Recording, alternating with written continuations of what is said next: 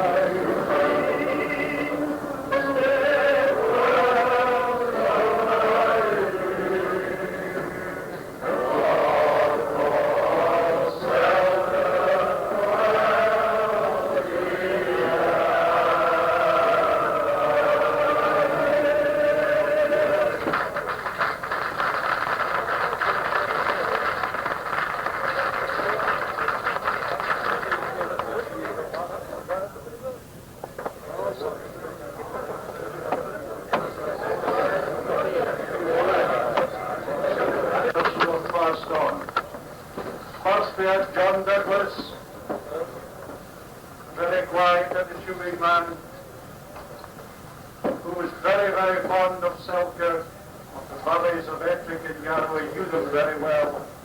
He fished them, he knew nature, and was always a loyal member to the Weavers.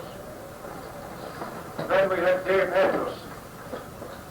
That in itself to us was quite a tragedy.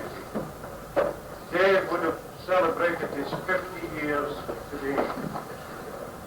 He would have been at our busking to have received his gold medal today. We can't say much about Dave. He was fearless as a weaver.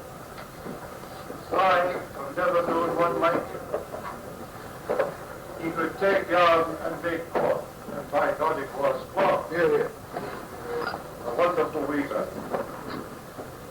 To instance of point, a young designer couldn't get a tie right. It happened to be Dave Bloom. And Dave quietly and unassumingly said, do so and so and so and so. The young fellow was flabbergasted. He went back to his design office and said to the head designer, fancy it, as Dave Henderson said so and so. The head designer turned round and said, your head be the same as mine. He says, if Dave Henderson said it, it's right. He was a high designer, that's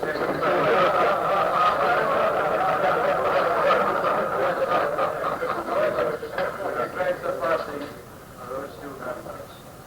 I'll now ask Ronnie Stewart to favour us with the Lives People's favourite, the Roses.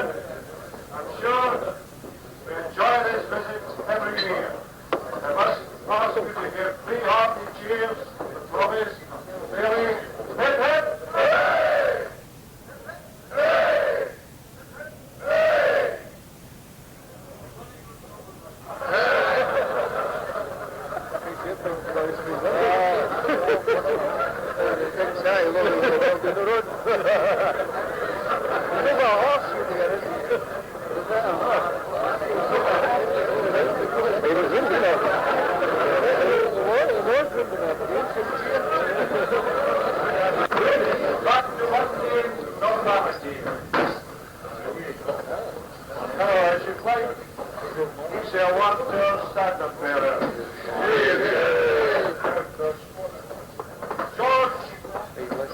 George the standard bearer advice. No, that put him in a quandary. George was one of our main stewards for many years. He said, what do I do?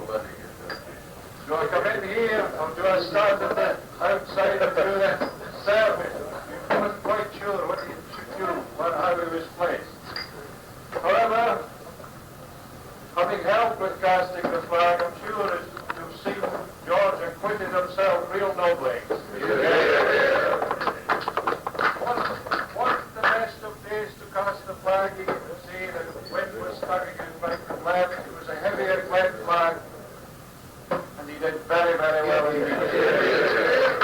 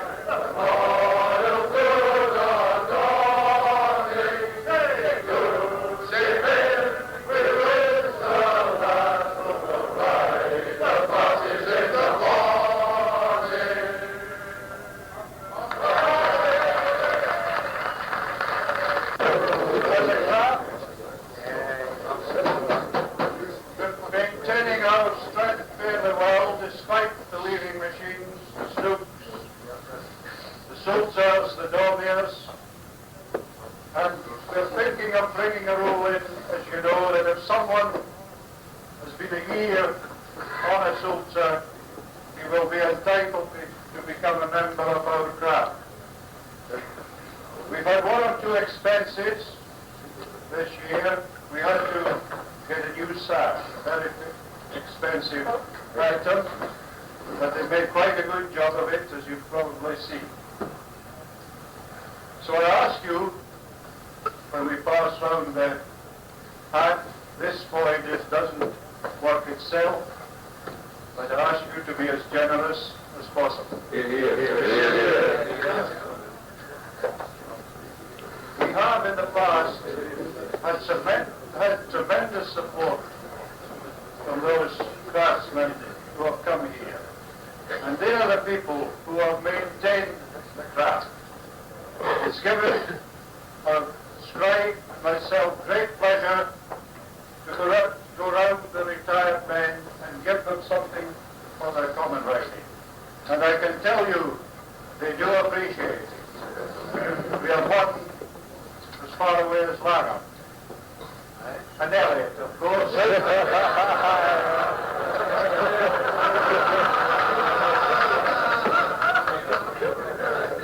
I also make this appeal to younger members. We're beginning to get a wee bit thin on the ground so far as the working members are concerned. That is, members for the United Crafts Committee, for stewardship, for help with the weavers. It all takes people to keep it going. And we're getting a wee bit long in the tooth nowadays, and we hope that some of the younger people will come forward. At other times, it doesn't entail so much, possibly 2 meetings, 3 meetings in a year. But we would like them to help in conducting and guiding the craft, as past members have done. So, gentlemen, I'll give you a small break for the cards being passed round. I can only thank you again for your charity and your help. Gentlemen, last week, a great many of us would probably have said, I like all Foy the best.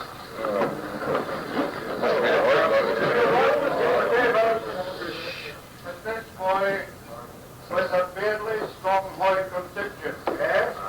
We always hope to be able to reciprocate the welcome and the real help that we get when we go to Foy. But we are not quite so kind. We always make sure that they work for their money. And it's practically been an institution for many years in this Foy to ask this half Selkirk lad at the top. Go on next. Right.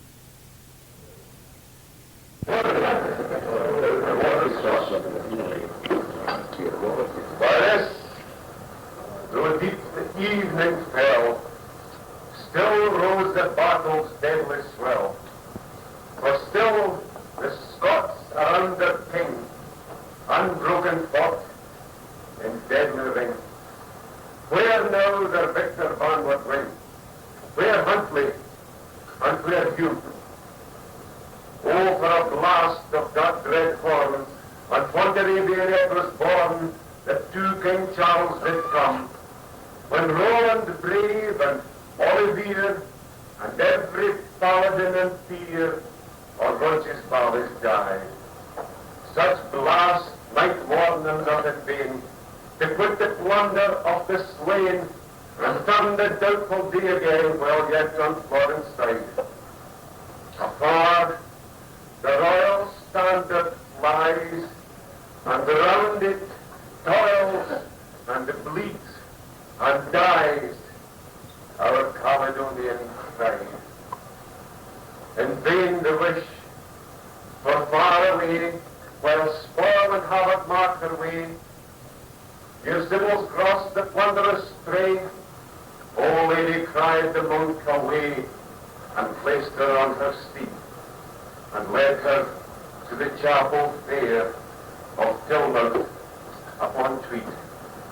There all the night they spent in prayer, and at the dawn of morning there she met her kinsman, Lord Fitzclere. But as they led the darkening heat, more desperate grew the strife of death. The English shafts in volleys hailed, in headlong charge their horse assailed, front, flank, and rear the horsemen sweep, to break the Scottish circle deep that fought around their king.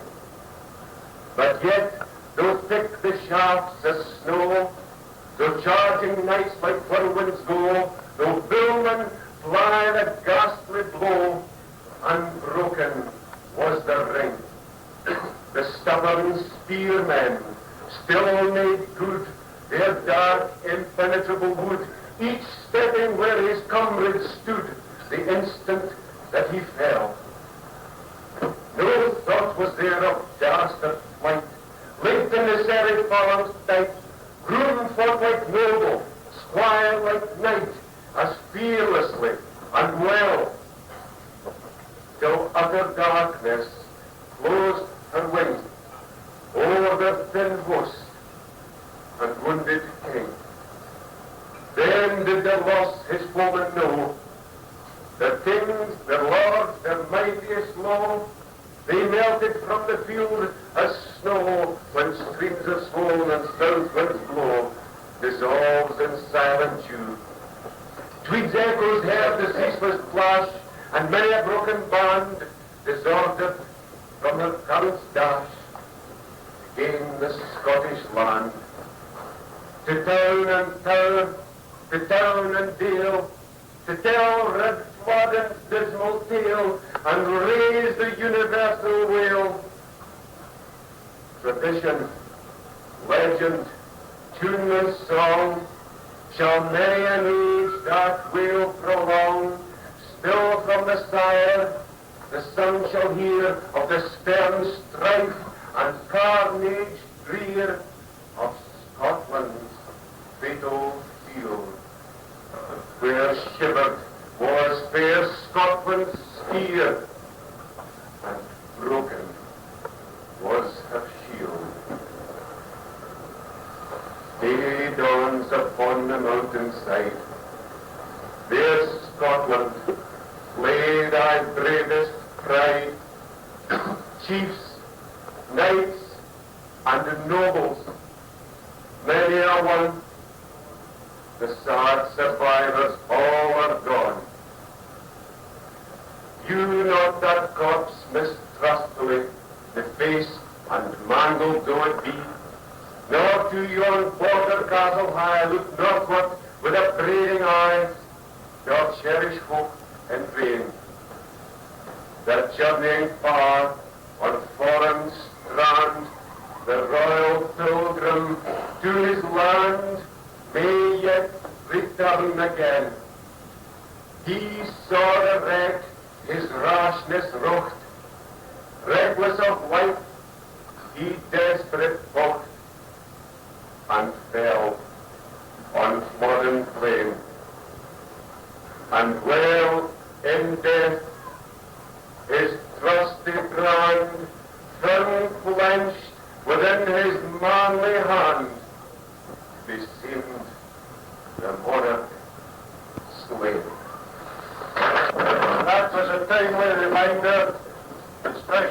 suitors. Scott with a fear when he wrote Marmion. However, I'll ask Ronnie again. I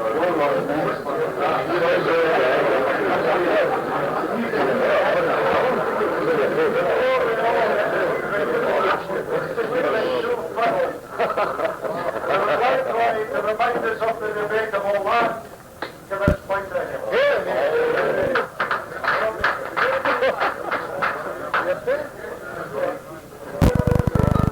He's one of the man.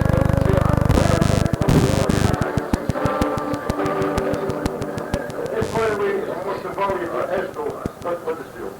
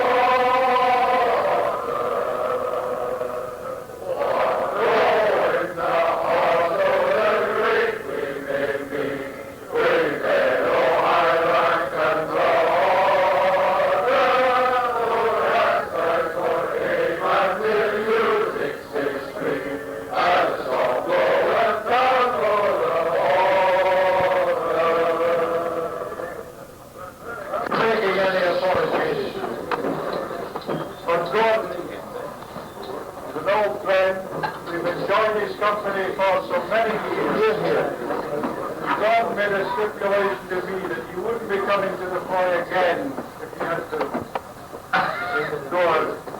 We had to put him on his feet.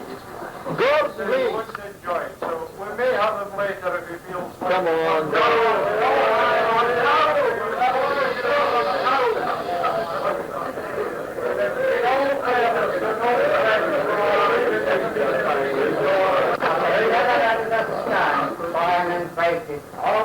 Everything that comes to the Foy. The glass that room over the company.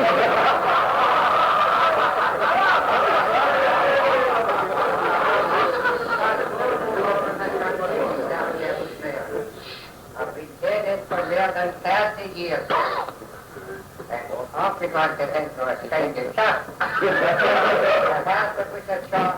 One of our three fingers is just what? And they never even noticed it.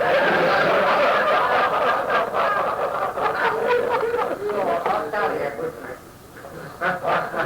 The next year was year of Sabbath. There are all kinds of horrible things. I've had every ailment that I can, the city, the forest and seas. I'm a mountain for things like lumpy, of cells and of houses as well. And the pains and growth in the water are worse than the tortures of hell. I've noticed my eyesight is failing, and my hearing's as dull as can be. My kidneys are getting me trouble, and I'm ruptured to everything. And off we got to think for a kind of shot. The house that was a shot. One of our three fingers is just what? And they never even noticed it. I'll tell you, goodness. Next year was year of Sabbath. There are all kinds of horrible things. I've had every ailment that I can, the city, the forest and seas. I'm a mountain for things like lumpy, of cells and of houses as well. And the pains and growth in the water are worse than the tortures of hell. I've noticed my eyesight is failing, and my hearing's as dull as can be. My kidneys are getting me trouble, and I'm ruptured to everything. Sciatic nerve that's a torture. And I'm told above all you're at heart of the strain like a nervable carcass before I can squeeze it apart.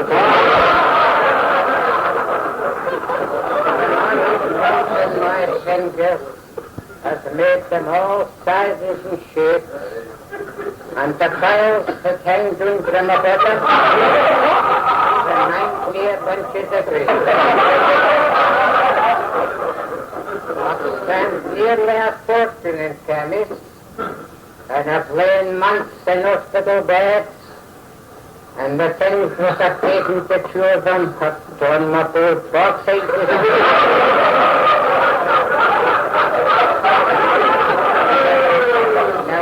spend all my time in the bathroom for moaning and groaning in bed, and my pals simply murmur and talking.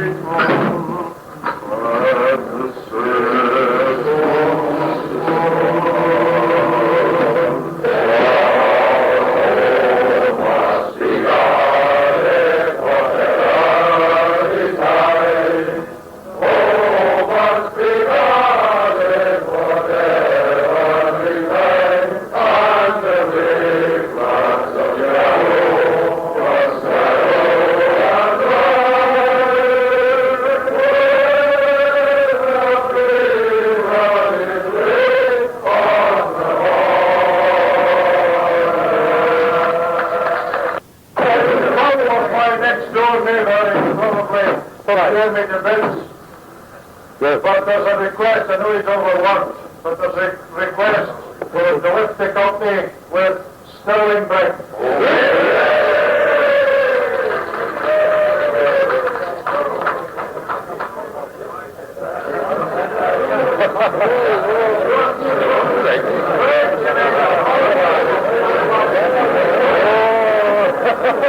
What's the neighborhood